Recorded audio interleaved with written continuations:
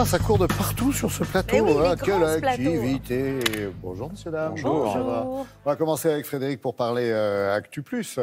Actu Plus avec une réunion aujourd'hui au Brésil très importante. Et ceux qui nous regardent en direct quasiment sur TV5 et depuis Brasilia, je ne sais pas s'ils ont remarqué, mais il y a des milliers, des milliers de délégués venus du monde entier qui ont envahi la capitale brésilienne cette semaine au cœur de l'Amazonie pour un forum international de l'eau.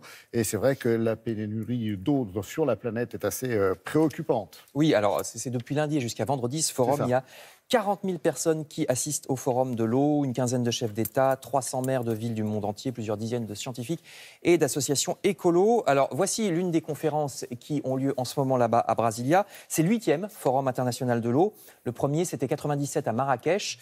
Et puis, il y a eu les Pays-Bas, le Japon, Mexico, Marseille, etc. Toujours des régions qui manquent d'eau. Vous remarquez que j'ai cité les Pays-Bas. Les Pays-Bas manquent d'eau. Eh bien oui, les Pays-Bas manquent d'eau.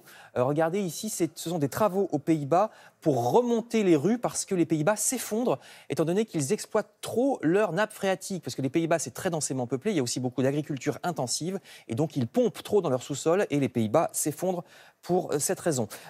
Pourtant, il y a des pays, les pays de la planète semblent ne s'être souciés de ce problème que très récemment. Je vous disais, en 97 seulement, il y a eu le premier Forum mondial de l'eau au Maroc, dans la région de Marrakech. Et on aurait pourtant dû s'en soucier bien plus tôt, parce que si vous vous rappelez de la campagne présidentielle de 1974, avec le tout premier candidat écolo de l'histoire des présidentielles françaises, un certain René Dumont, il l'avait dit « Je bois devant vous ce verre d'eau, car si nous continuons à la gaspiller, nous allons en manquer ».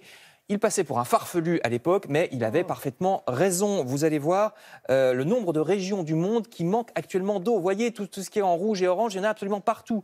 La moitié des États-Unis, une partie de l'Amérique du Sud, le Maghreb, l'Égypte évidemment, l'Espagne, un peu la France. L'Afrique australe. Alors de l'Afrique australe, de l'Iran, Irak, jusqu'à la Chine, je n'en parle même pas, les Indes. Donc vraiment, il y a un énorme problème de pénurie d'eau et qui n'ira qu'en s'accroissant. Je n'ai pas besoin de vous rappeler qu'on a besoin d'eau, et pas seulement pour la boisson, c'est aussi un problème de santé pour se laver, la gestion des toilettes, des eaux usées. Et voyez ces chiffres, ce qui se passe en ce moment, c'est que pas moins de 3,6 milliards de personnes sont considérées comme n'ayant pas un accès suffisant à une eau de bonne qualité, et ça va augmenter à 5,7 milliards en 2050. Et vous le disiez, en Afrique du Sud, dans la ville du Cap, c'est déjà le cas, ça y est, c'est trop tard. Dans la ville du Cap, il n'y a plus d'eau. Les gens sont obligés de faire la queue pour des bidons d'eau et ils doivent se débrouiller avec 50 litres par personne et par jour. Nous, en France, une personne, normalement, c'est 3 fois plus pour un comportement normal. 3 fois plus d'eau que les habitants du Cap n'en ont actuellement. Même chose en Californie, sécheresse terrible depuis des années en Californie. Alors les incendies de forêt, c'est ce qu'on voit, mais sous la surface de la Terre, ce qu'on ne voit pas, c'est l'épuisement total des nappes phréatiques. Il faut dire que c'est complètement idiot. La Californie, c'est construit dans un endroit où il n'y a pas d'eau. Las Vegas est construit au milieu du désert.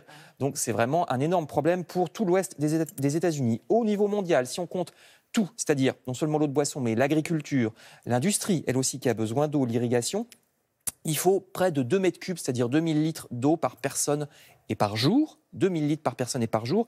Regardez, pour ne parler que de l'agriculture, ces images que vous voyez ici, c'est en Espagne qui produit une bonne partie des fruits et légumes pour toute l'Europe. C'est une catastrophe en ce moment en Espagne. Il n'y a plus assez d'eau dans les barrages pour faire de l'irrigation. Donc les récoltes sèchent sur pied. Et avec l'augmentation de la population mondiale, ce sera de pire en pire. On a actuellement besoin de 4600 milliards de mètres cubes d'eau par an. Et ça va passer à 6000 milliards en 2050. En plus, on est de plus en plus nombreux et on mange de plus en plus, surtout de viande. Et l'élevage, c'est une catastrophe parce que l'élevage, ça consomme beaucoup d'eau. Alors heureusement, il y a des solutions.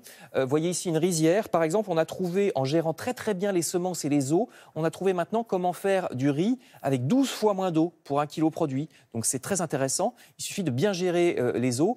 Il y a aussi les villes qui peuvent faire quelque chose. Figurez-vous que New York a réussi à économiser énormément dans la recherche technique d'eau propre et potable, simplement en protégeant ses espaces verts. Ils économisent 300 millions de dollars chaque année en protégeant leurs espaces verts parce que ça retient l'eau. Et donc, on a moins besoin de chercher de l'eau et de la rendre salubre.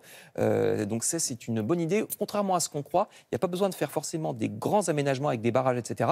Simplement protéger les espaces verts et en augmenter la surface, c'est aussi efficace, voire plus efficace pour avoir de l'eau dans les villes. Et puis, il y a une idée 100% française qui qui consiste à affréter, le projet existe, on peut le retrouver sur le net, à affréter et à transformer des cargos pour en faire des usines pour désalinisé l'eau de mer et en faire de l'eau en bouteille.